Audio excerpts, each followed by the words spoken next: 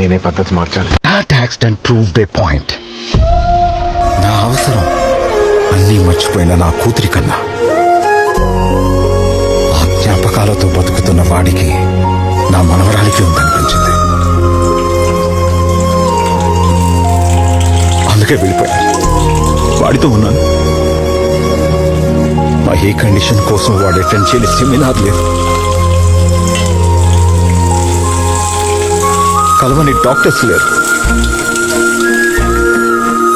బ్రతకదు అని చెప్పిన ప్రతి ఒక్కరితో యుద్ధం చేశాడు, చేస్తున్నాడు.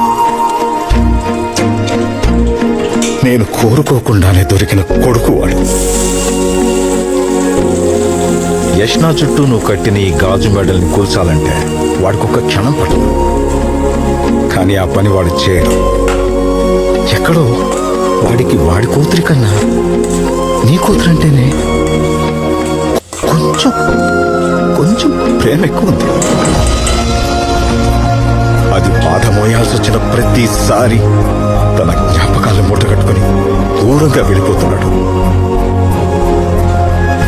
యష్ణ అంత మర్చిపోయి 6 ఏళ్ళయిందా? ఈ 6 ఏళ్లలో ఎంత ప్రపంచం చూసింది. నువ్వున్నావు, నేనున్నా, తన ఫ్రెండ్స్, ఫ్యామిలీ ఇవన్నీ పక్కన పెట్టి రెండోసారి కూడా వాడినే వెళ్ళి ప్రేమిస్తే మనం ఏం చేయగలం? కొన్ని పెళ్ళిళ్ళు అంతే, ఎంత కలపాలని చూసినా కలపు. ఇదిగో ఈ పెళ్లిలాగా, మనలాగా. కొన్ని మనం ఎంత వేరు చేసినా వాటి దారిని అవే వెతుక్కుంటూ వచ్చి కలుస్తాయి. వాళ్ళలాగా we failed as a couple. Let's not fail as parents.